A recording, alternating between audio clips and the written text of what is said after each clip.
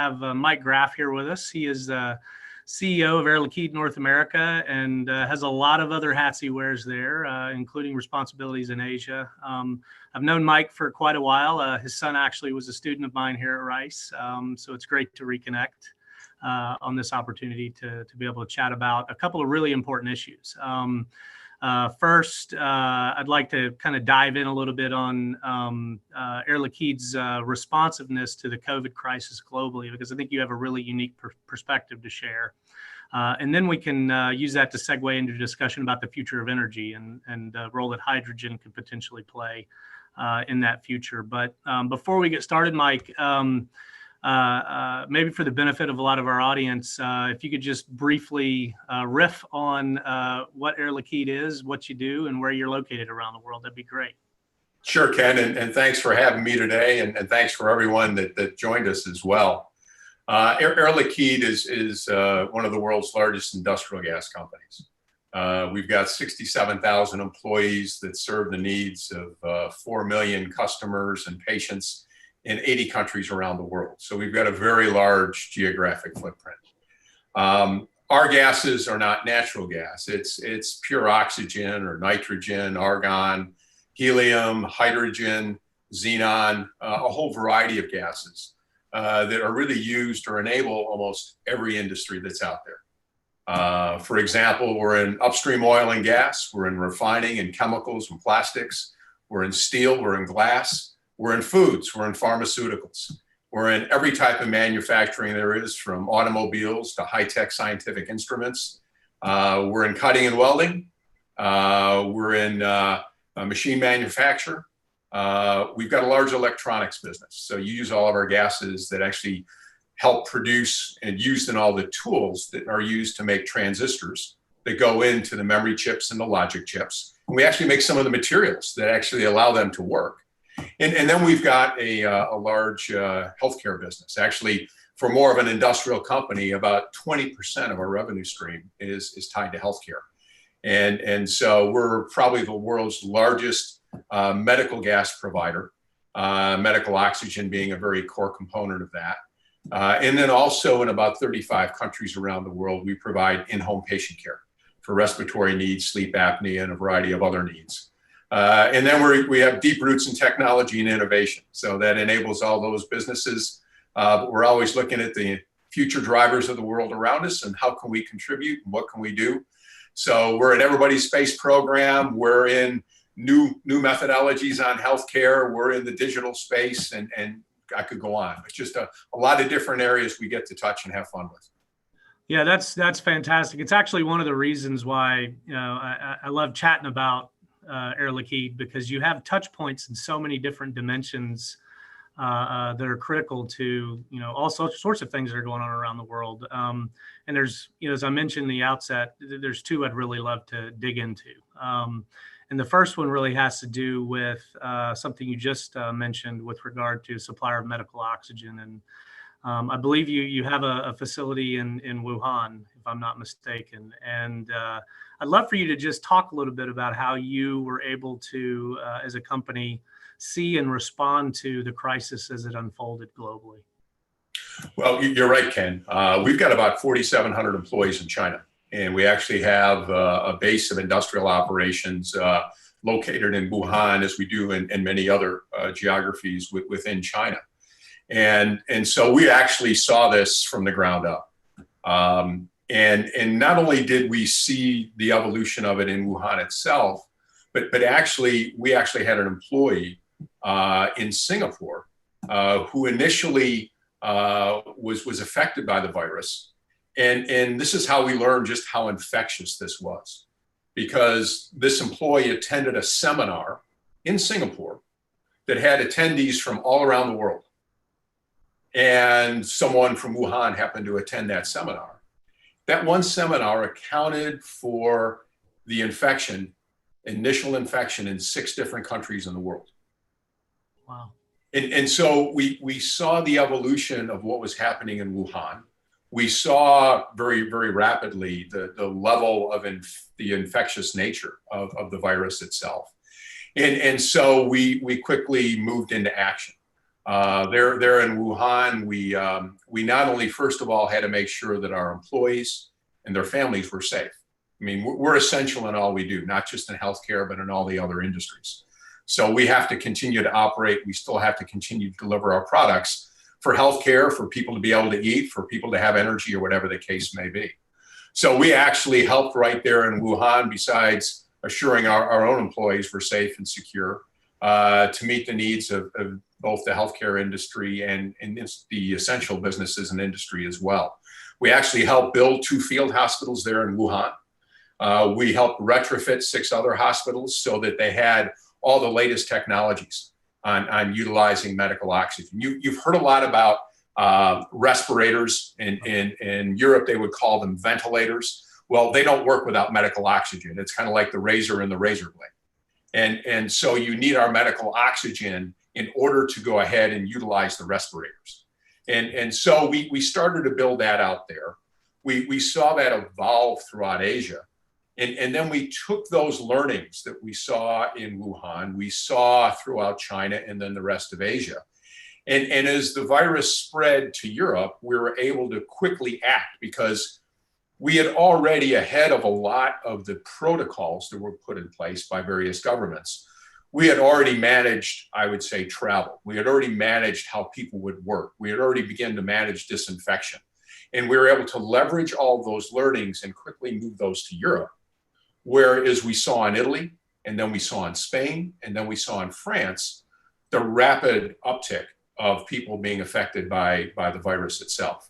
And there we actually saw the demand for medical oxygen rise by almost 5-fold. So you can imagine what it takes to go ahead and increase the supply of anything by 500%, and to try and do that very, very quickly. And so in Europe, we were able to go ahead, based on those learnings, react very quickly and do that. And actually in Europe, we actually make the respirators, or we make the ventilators. And so we, joint with a number of other companies in a consortium, ramped that production so that we actually produced about 10,000 of those respirators or ventilators in literally 50 days in order to go ahead and help provide what some of those needs were. And one of our German subsidiaries actually provides the hand sanitizer. They make the hand sanitizer. And so we were able to ramp that. But as a learning organization, we quickly learned from each geography, which gave us the opportunity in North America and then in South America to take the learnings we saw everywhere and then apply those directly, for example, in the US. And so literally a full month before others could act, we were already acting in the US, preparing for what could be. We had already taken, for example, in the US, we've got roughly 22,000 employees. We operate in all 50 states. And we have operating facilities in all of those states and distribution centers as well. So we were able to go ahead and plan ahead so that we could meet the medical oxygen needs. We were able to go ahead and help build out hospitals for a lot of the field hospitals that were necessary. I think in the US alone, we built out 16 field hospitals between New York and the rest of the Northeast, and Chicago and Detroit, and here in Houston. And we continued to go ahead and move resources and capabilities because we are the largest medical oxygen supplier in the country. We've got a fleet of 6,000 trucks that deliver all of our products in the US besides our large pipeline systems. And we were able to leverage our assets. Think of cylinders with medical oxygen, or the big tanker trucks that could have liquid oxygen, the medical oxygen. And all of that was moved to all the right locations, pre-staged for those areas we could see we're gonna have the largest impact initially, so we could be prepared. And then we leveraged that into South America as well, and especially working with like the Brazilian Army. We've built a number of field hospitals and a number of other areas there where we can continue to go ahead and meet and treat patients' needs. So you've touched on a pretty broad geographic scope of response, and I would hazard a guess that is an exercise in resilience by definition, simply because the regulatory landscapes are different in every single place you just mentioned. And I wonder if you could, maybe talk about whether or not there were any regulatory impediments or accelerators, and where you saw the biggest challenges and where things were easiest. I think that would be really interesting. So you're exactly right, Ken. As you can imagine, when you're dealing with healthcare, you're dealing with a pandemic, you're dealing with a crisis situation. Every geography has got its own rules, its own regulations, its own laws.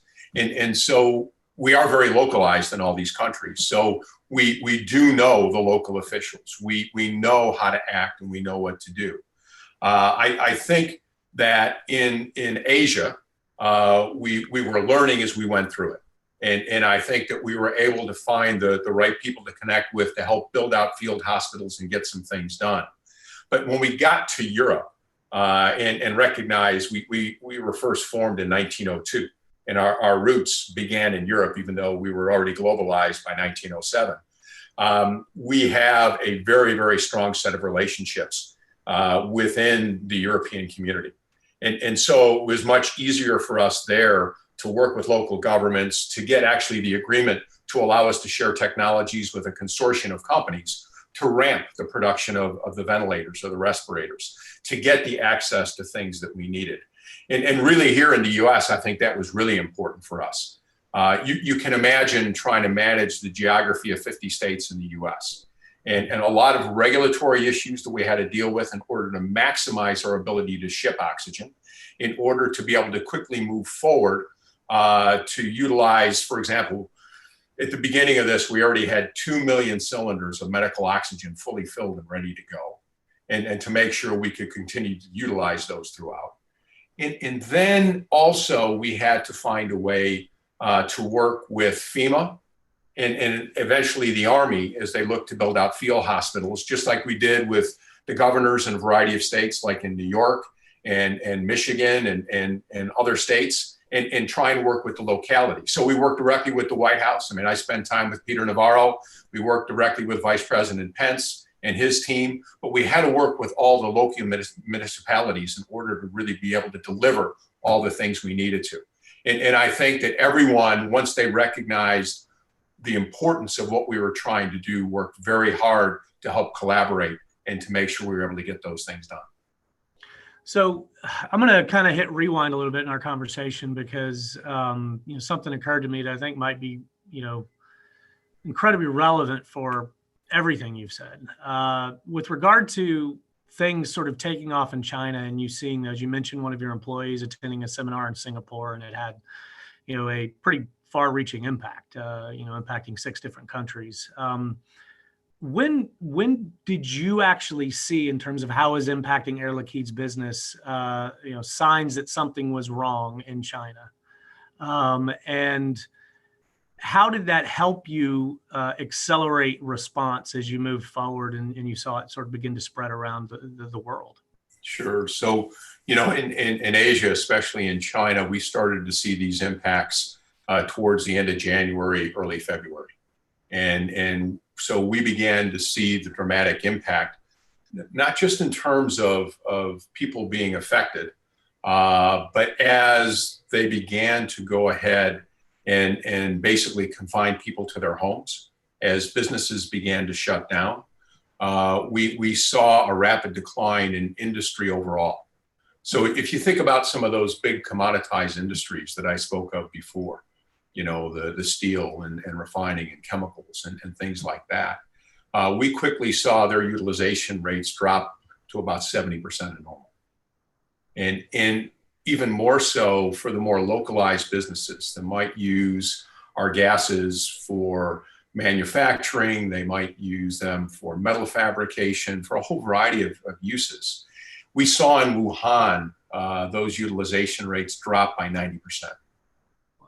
And on average throughout the country drop by half. And so we saw how quickly, not just from a healthcare standpoint, things were evolving, and we were able to learn from that and act very quickly in other geographies as the virus spread. But we're able to react very quickly on the needs of industry, because recognize people still need to eat. Yeah. You still need pharmaceuticals. And cold chain logistics became critical everywhere in the world as you're trying to preserve food for transport and do a variety of other things as well. So we had to make sure, whether it's the energy people consume, whether it's foods and pharmaceuticals and other essential needs, that all these industries continued to operate. So one of the big learnings was, how do you run a plant? How do you run a transportation depot when you don't want people to congregate? You want to have social distancing. And if someone does get sick, whether they get sick because they met someone in the workplace with it, or in most of the cases where our employees became ill, it's because they were infected by someone else in the outside world. They didn't get it at work. And you're trying to manage the PPE needs, you're trying to manage the rotating shifts, you're trying to segregate teams so that if someone does get ill, you don't lose an entire facility. You may have to sequester a number of people to save, I would say, their capabilities to preserve their health and their family's health and quarantine them. But you need to make sure you can continue to operate. And we had to take those learnings around the world.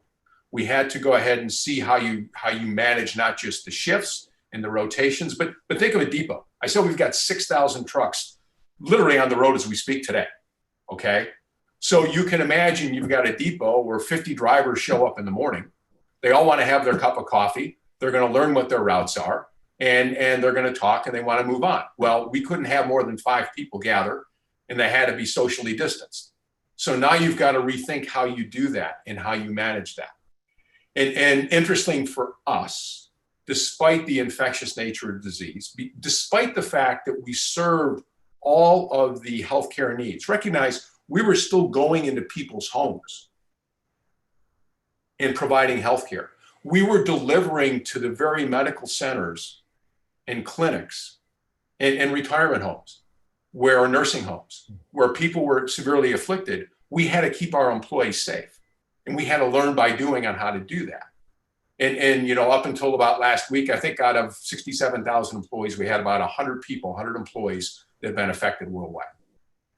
So you've just laid out what amounts to a massive set of learnings, a massive exercise in supply chain logistics in many ways. And I think, you know, some of the stuff that you've done, I wish, and hopefully this will help, could be much more public, because there are lots of industries that I think could learn from the example that you've been able to set. One thing that you did mention at the outset of the remarks you just made was you saw facility run rates effectively drop, in particular in Wuhan, by up to 90%, but in other places, you know, smaller fractions, but falling nonetheless. Right.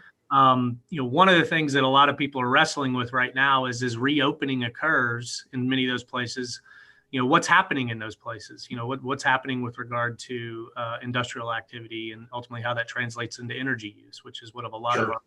of our viewers will be keenly interested in. So Right. I wonder if you could maybe share a little bit of insight on that front. Sure. So I think it's multifold. It's interesting across our businesses. In the more commoditized industries, the steel, oil and gas, chemicals. I mean, steel was already under pressure going into the effects of the pandemic. And I think this put even more pressure on steel. And I think that that'll be the slowest to recover worldwide. Think about the steel used for construction. Think about the decline in automobile manufacturing. Think about all those things. So that's probably going to be a little slower to recover. The other industries, though, in that more commoditized space, from what we have seen in Asia already, and also even those localized businesses that were harder hit, already have recovered to 85 to 90% of normal. So they have gotten back to that point. What we haven't seen is that last 10%. Yeah. And I think that that's probably what we're all looking at around the world is where does global trade fit into this versus infrastructure needs in a country, that domestic market that you have. Right. And for different industries, you've got different pressure points. For example, in healthcare, obviously there was a very strong demand for what we do. The opposite side of that was that nobody was able to undertake an elective procedure or an elective surgery. So you actually saw a significant decline in those types of needs being met. So there's a pent-up demand now, and a lot of those individuals are going to try and get that as soon as they can because they need it. Similarly, in the industrial space, I mean, food continued to be very strong, right? Pharmaceuticals continued to be very strong. And I think that more the manufacturing end, the construction, the cutting and welding, that's starting to open up, but it's slower to come back. And I think that there's a lot of debate about how quick some of those things come back. But again, you can see things getting back to 90%, and then when do you get it the rest of the way?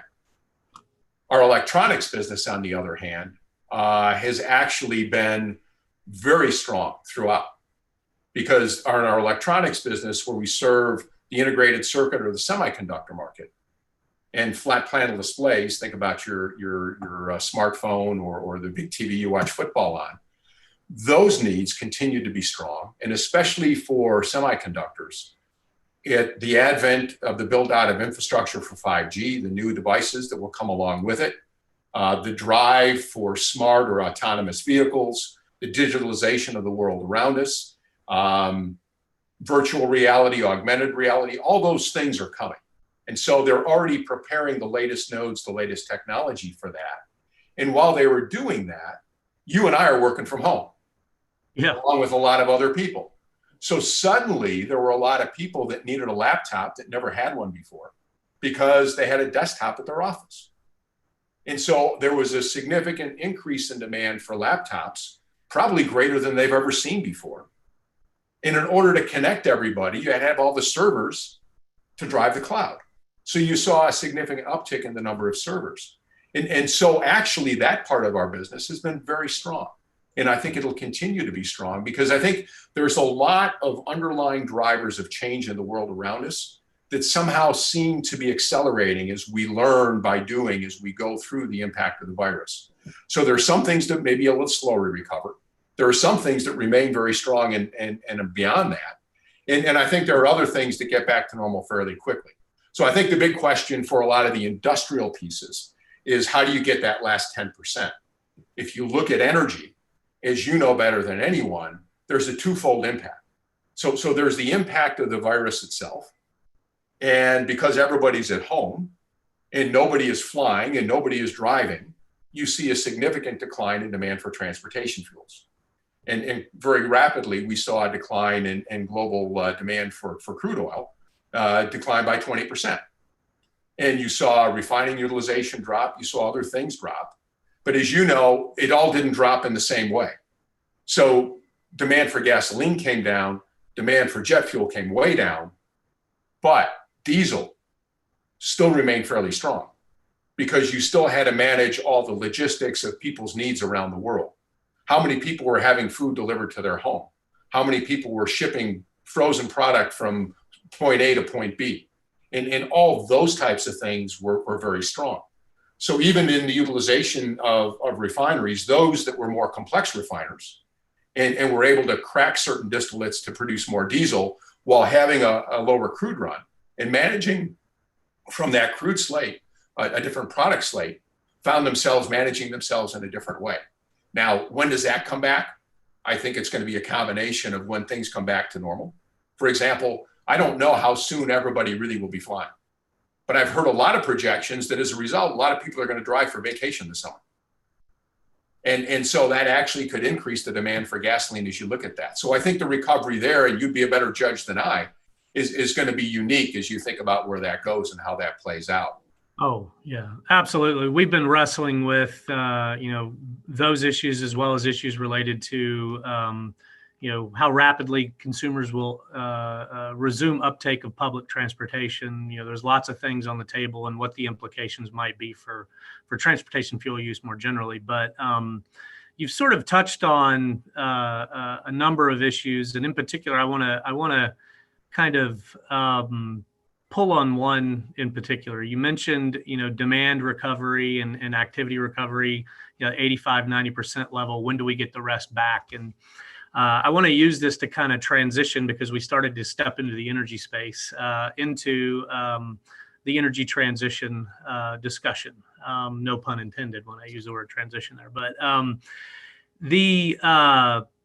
there's a lot of interest in different places around the world to, not quote unquote waste a crisis, right? We're in a situation where you could potentially see stimulus that's tied to green solutions potentially implemented. And one of those spaces where you've seen some, pretty radical movement, I think Germany just announced a big program in this space too, is in hydrogen.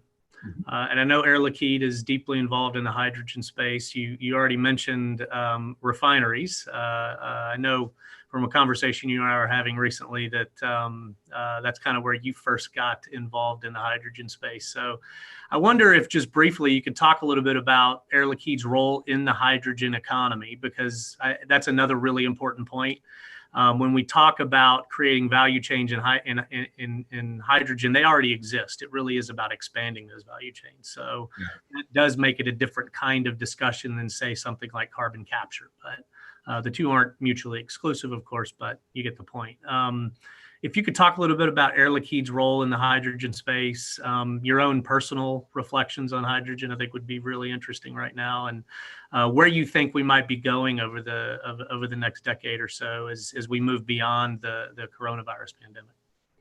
Well, I think to start, I think as a company, Air Liquide has had a long-term view of a sustainable approach in all we do. And really sustainability, similar to safety, is really now part of our DNA. And we had actually announced a few years ago, to solidify that with our stakeholders, our climate change objectives. And we actually made a commitment to reduce our carbon intensity of what we produce by 30% over the time frame of 2015 to 2025. And that really is built on three core components of how we get there. The first one is our own assets, how we can leverage renewable power by, for example, the wind power we can purchase up in Texas, and utilize that because of the way we design our infrastructure, because of the capabilities we have on the Gulf Coast, to take an intermittent power supply and actually utilize it in an industrial space that runs 24 hours a day, 7 days a week. Another key point is the way we design our facilities. Designing the most efficient and largest world scale facilities you can, so you're ever more efficient in the amount of energy you need, and thus your CO2 emissions. And even the way we manage ourselves, whether it's the products we produce, how we ship them, how we deliver them, to, in the more digital world with artificial intelligence, do everything in the most optimum way to reduce our CO2 footprint. So that's one component. The second one is, how do we help our customers? How do we help our customers deliver their business and grow their business in a more carbon neutral way, or a more sustainable way? And part of that is some of the offers we have. For example, oxy-combustion, replacing some of the air in the combustion process with oxygen. Or in the steelmaking process, reducing some of the carbon that's used to fuel the process and utilizing hydrogen. Or you can even go ahead and begin to look at different ways to provide products and also capture CO2. So you mentioned carbon capture. That's probably a story for another day, but we have all the technologies to capture from a process the CO2 emissions that are produced, recover them, if we need to, liquefy them and get them into a pipeline for sequestration or EOR. The other part of it is, how do we design our products for the future? And I mentioned electronics. So we are literally part of the technology roadmap for the major producers of semiconductors in the world. So it's not just our gases, but some of the materials we produce that allow them to get down to the nanoscales of what they need. And as we design those products, not only do they do things that no other product can do to make those chips work, but their carbon footprint is 1/10 to 1/14 of the previous generation. So you can do things with our products that others couldn't, and it has a much more sustainable footprint in their use. So we continue to work those. And then finally, we see the ecosystem. How do you enable that ecosystem for the future? And part of that can be, how do you utilize the biogas from a landfill? Part of it can be carbon-free cold logistics to refrigerate and freeze foods and transport those without having to have a refrigeration system. And one of the big drivers for us in this whole energy transition is hydrogen. we see hydrogen as really the energy vector, one of the key energy vectors for the future. We see it in terms of mobility, thinking about the utilization of fuel cells, whether that's for passenger vehicles or buses or trucks, even locomotives and ships down the road. Yeah, on that point real quick, yeah. Mike, I know y'all are part of the Hydrogen Council, correct? And I believe you're involved in a pilot project. I think it's in California with Toyota, rolling out the Mirai, installing hydrogen refueling stations, stuff like that. Before you kind of move on into the other areas of hydrogen, I think that it's really fascinating to think about hydrogen could integrate into the transportation sector. I know in some conversations we've had, for example, related to one of our projects with folks in the Port of Houston, there's a lot of interest in hydrogen for moving freight away and into the port. So maybe if you could just talk about that just real briefly and your thoughts on where you think that might be going. Absolutely. So we formed the Hydrogen Council about 3 years ago. We did that joint with Toyota and a few other like-minded companies in order to go ahead and begin to get a clear focus on hydrogen as an energy vector of the future. And the initial focus was transportation. And so for the state of California that's looking to go ahead and clearly have zero emission vehicles long-term in the state, we had worked with Toyota on the idea of having an electric car that's powered by a hydrogen fuel cell. So you take the hydrogen and the oxygen, you run through the fuel cell. The only byproduct is water, no other emissions whatsoever. And to basically utilize that as the building block for the future generation of vehicles. And we are currently investing in the facilities to actually produce the hydrogen that will seed the California market. So within 5 years, we should see 40,000 of these vehicles in operation. And we are investing to produce this hydrogen in a totally sustainable way. So not only will the vehicle not have emissions, but the actual production process will not have emissions. So we're actually taking biogas from the waste facilities, from the various municipal dumps where you have the garbage, and take that off gas. And we're able to go ahead and take that with our technologies and basically clean that into a pure methane stream. And because of the way it's generated, it does not have a footprint from a carbon standpoint. And you're able to go ahead then and reform that into hydrogen and then liquefy that utilizing renewable power to then ship it to California. And now you've got kind of that perfect ecosystem where you're producing it with a zero carbon footprint and you're delivering the vehicle's capabilities with a zero carbon footprint.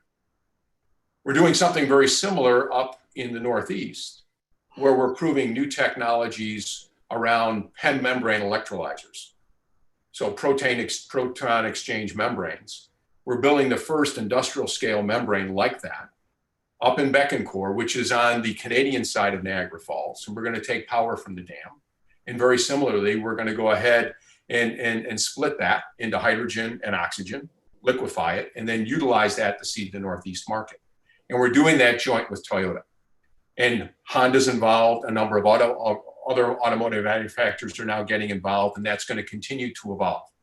And so that's kind of seeding it, whether it's in the US or in other parts of the world, and it's going to evolve. And the key here is when you look at batteries versus you look at fuel cells, you obviously, for a small passenger vehicle, you've got a weight of a battery, you've got a weight of a fuel cell. So to put it in perspective, a battery pack for an electric vehicle, for the commercially available ones today, runs between 950 pounds and 1,300 pounds. The weight of the fuel cell with a full charge of hydrogen for a Toyota Mirai is 312 pounds. So you have a substantial weight differential. And the physics are such that you're going to have a lot more energy demand just to go ahead and move the vehicle because of the difference in the weight between the fuel cell and the battery. Now scale it. get to a tractor trailer and think about the weight of all the batteries you need to go ahead and move the load, you significantly reduce the payload available that you can transport to a very uneconomic kind of perspective. What's being demonstrated right now in Long Beach at the Port of Los Angeles, and that's why we're looking at it in the Port of Houston as well, is Toyota has some specially designed tractors that are performing drayage. So drayage is where you take the containers off the ships and you move them to the rail yard or you move them to the loading yard for trucks. So you can then move those across the country. And what they've done is they take a double stack of that same Mirai fuel cell, and it generates all the power they need to move that freight from point A to point B. So it gives you a perspective of just how powerful this can actually be as an energy vector. And to get this done right, then you're able to go ahead and have that not only zero emission vehicle, but your source of the power to drive that can be derived from a zero emission source as well. Because when you've got the battery, yes, I mean, you can use the sun's power and you can use wind power, but most people are plugging it into their garage or some other location. And the source of that power is likely coming from something other than something that's sustainable and renewable. And so I don't think there's the full recognition of how that plays out. And the other benefit is that Toyota and others are seeing in the hydrogen fuel cells, besides everything I mentioned, is the usability. It has the same usability that we enjoy with our gasoline-powered vehicles today. That is, you can drive 300 miles, you can recharge your hydrogen load in 5 minutes, and you drive another 300 miles. Whereas with a battery, obviously you have to recharge it, you've got to wait to do that, and it changes the whole dynamic. And especially if you're trying to go ahead and move freight across the country, you don't have the time to stop and recharge and do all that. And it's already working well in forklifts. We've got a number of locations in warehouses across North America that are moving to a fuel cell powered forklift and getting out of the use of batteries for that very reason, because you can keep them running without having to recharge or remove batteries or whatever the case may be. And then the final piece that everybody's looking at is the long-term sustainability of the power source itself. Yeah. So you end up with a very large lithium battery. Everybody's working really hard on battery technology. There's no doubt. But you still, what do you do with the lithium when you're done? You really can't recycle it yet. You're looking for ways to manage all that. Whereas basically the elements of the fuel cell, the palladium and the platinum and those specific minerals that are used are fully recyclable. And so it creates a very different dynamic around what you're going to do. That's really interesting. I mean, we focused on transportation so far with hydrogen, and I think probably the biggest headway, because I've got a colleague actually who does a lot of work on electric vehicles and thinks about freight and thinks about what people in Texas like to drive, right? Like, big trucks and stuff like that. And then you get into this competition between vehicle weight, distance, and power, right? And what's required. And I think hydrogen has a lot of advantages in that space. But there's another one, particularly in industrial applications and in power generation applications, that I think is interesting, and maybe you could chat about a little bit. But the role that it could play, for example, in providing an energy source for heavy industry, but also in the power space for energy storage. You mentioned earlier the design of your own facilities and how you can take an intermittent power generation source like wind in Texas and use it in your own facilities. And I wonder to what extent you've thought about using hydrogen as a balancing mechanism in that in your own facilities. Sure. So first of all, just to give you a sense, we are the world's largest on-purpose producer of hydrogen. So on an annual basis, we produce about 500 billion cubic feet of hydrogen. Okay, most of that is used in refining and for other needs and that sort of thing. So we know hydrogen very well. And I think that the utilization of hydrogen as a backup power source goes hand in hand with the full utilization of renewable power that comes from the sun, so solar power, or wind power. Obviously, when the sun goes down, you don't have the power that you need. I think for wind, you can really only count on it roughly 40% of the time in terms of full production. And you've got to understand, what do you do for a city like Houston when the sun goes down at night or when the wind stops to blow, if in fact you want to use renewable power as a core component of how you're going to source your needs. And we see hydrogen as a very logical answer to how you could store that power generated through renewable means for reuse, either when you require it at night or when the wind stops to blow or in a peak period.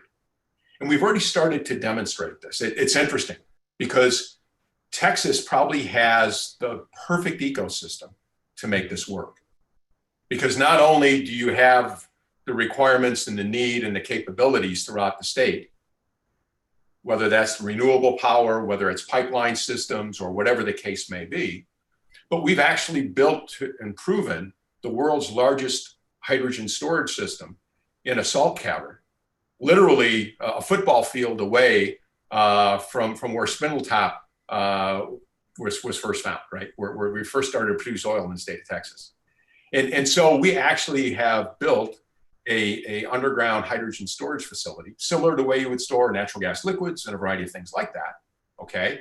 And actually in that one facility, we can store enough usable hydrogen equivalent to a full month of hydrogen produced at a world scale hydrogen plant, just from that one cavern.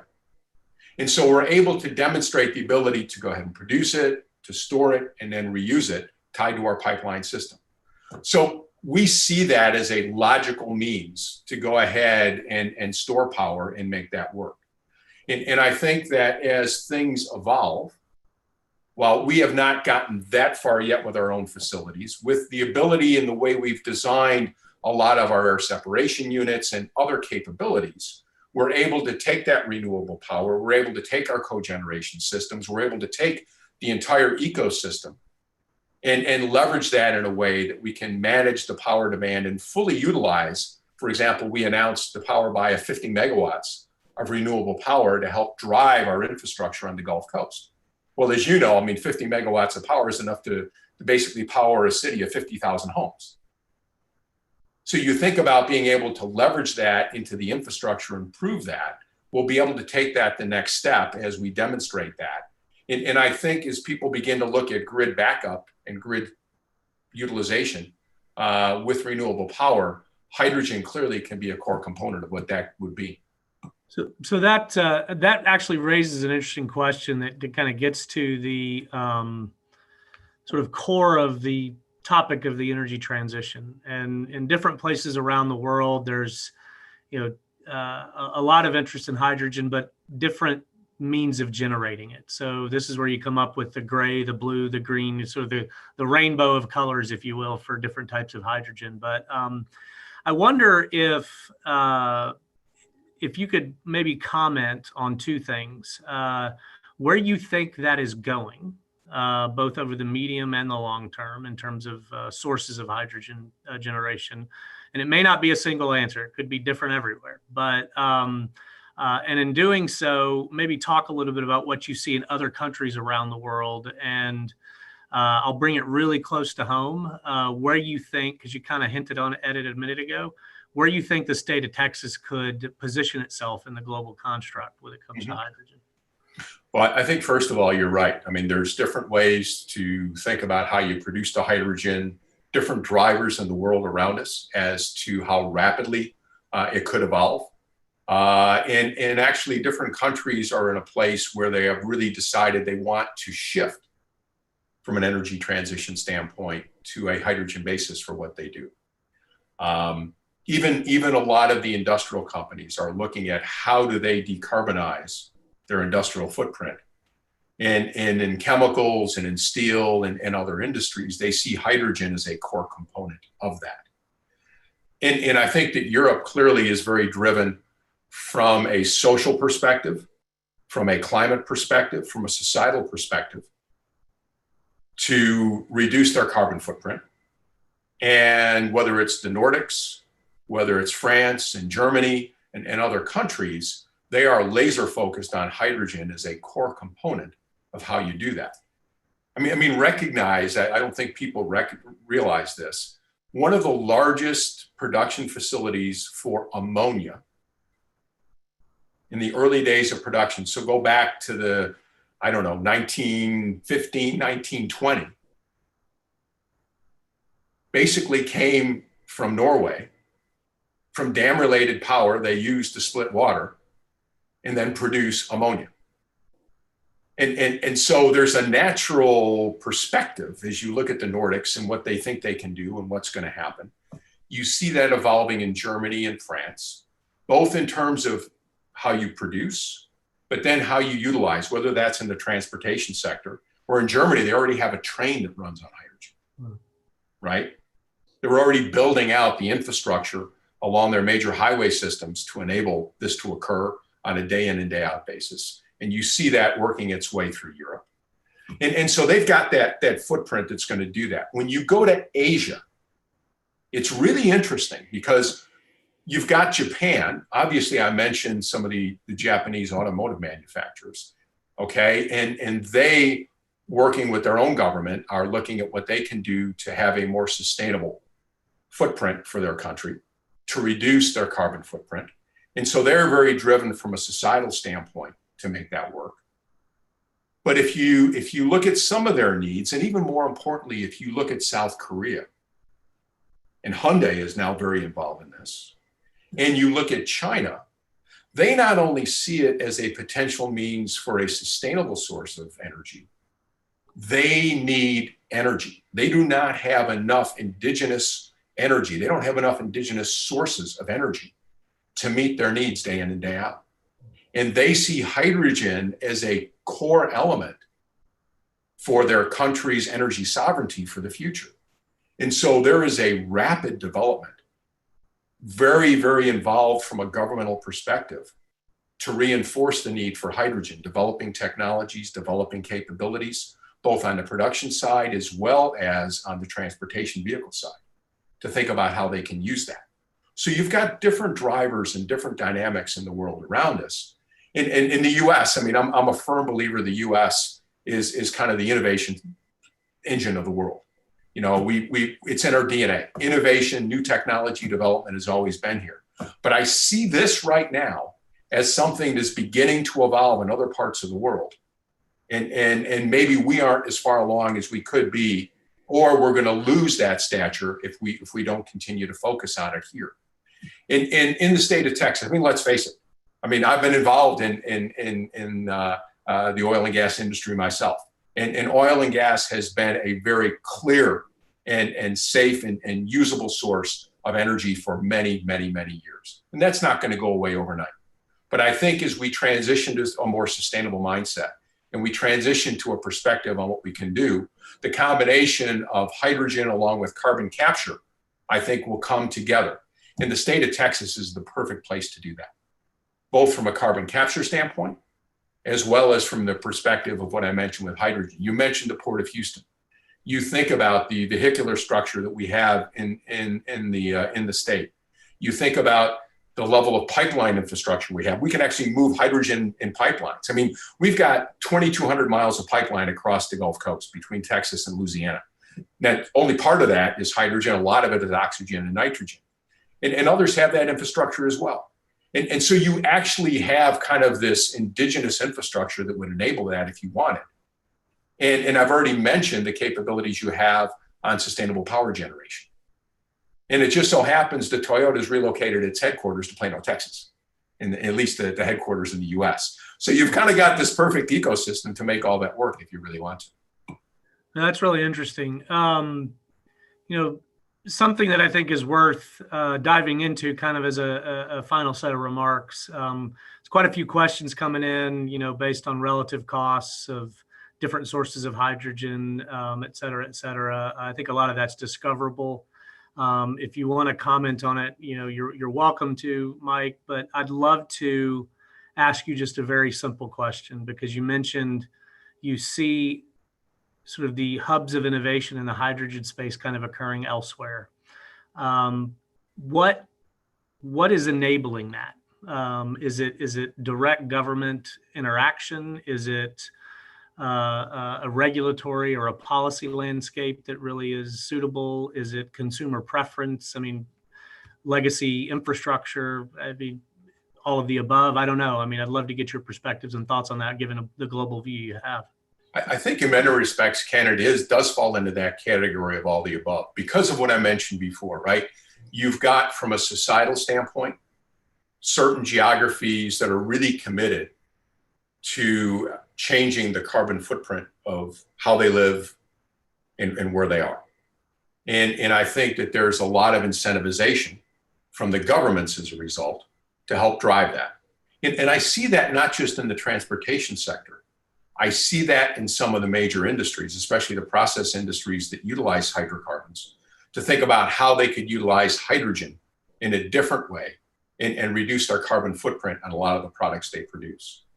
And I think it's out of necessity, if I look at what's happening right now in Asia, especially in South Korea and in China, where yes, the government is in a place where they can really reinforce that. And it's not just China. I mean, in South Korea, the South Korean government has taken a very, very clear stance that they want to develop the hydrogen infrastructure. They want to develop the technology. They want to make this work. So you've got that perspective. I think in the US, we are in a place where, as I mentioned before, we are kind of the innovation engine in many respects historically in the world. And I think that we still see innovation occurring. I mean, we've invested in the company that actually is producing these PEM membranes to produce hydrogen from water, okay? And this is kind of state-of-the-art technology. And so we invested in that company, and that company has now been bought by Cummins. So it was a company called Hydrogenics. So we have these ecosystems that are evolving. I think the DOE is interested in some of these things. Yes. Right? And you're aware of that. I mean, I've been involved in RPE and other things as well in the past. And I think we need to go ahead and create the mindset. I mean, the state of California is trying to drive it, but it's incentivizing, I think, the infrastructure, which is important to somebody's question on cost, to go ahead and help deliver that. But it's really the technology that you need to have in order to better that. We develop a lot of those technologies on our own. But I think the incentivization to help do that, I mean, would we have a battery-powered vehicle today if there wasn't significant incentivization from the government some years back to make that work? Right? There's an entire company that is doing all kinds of amazing things in the world around us today that receives some of that incentivization. And so it's an example of some of the things that evolve. Now, you can argue that you shouldn't go that far, that you want to provide the seeds and let industry really take it and make it work, right? But at the same time, I think this public-private partnership that can be developed between the government and regulations and tax incentives can actually go ahead and seed some of these things without necessarily funding the whole thing, but at least creating enough of a level playing field to get these things off the ground. Great. Well, Mike, and all of the participants, thank you for tuning in. I mean, we're up against it on time. Just incredibly interesting. I love chatting with you about these things, and I actually tend to agree with you, and it's why we're front and center on some things on the hydrogen front in the state of Texas, because I was telling somebody earlier today, when you look at Texas and you think about the way the world around us is changing, the scale of the industrial complex in the state, the tremendous endowment of geologic assets, the amount of technical depth that we have about the subsurface, about engineering in all its dimensions. There's really no better place in the world than right in our own backyard here to be thinking about and talking about these things. So I'm glad to actually hear you echo that sentiment in your remarks. So with that, I want to just say thanks again, and thank you to everybody for tuning in.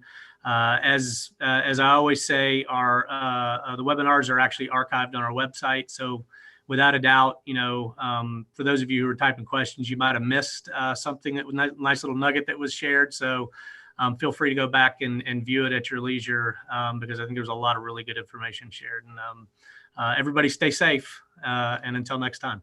Okay. Thanks, Ken. And thank you for having me. And thanks to everybody else for letting me join. And please, everybody stay safe and healthy.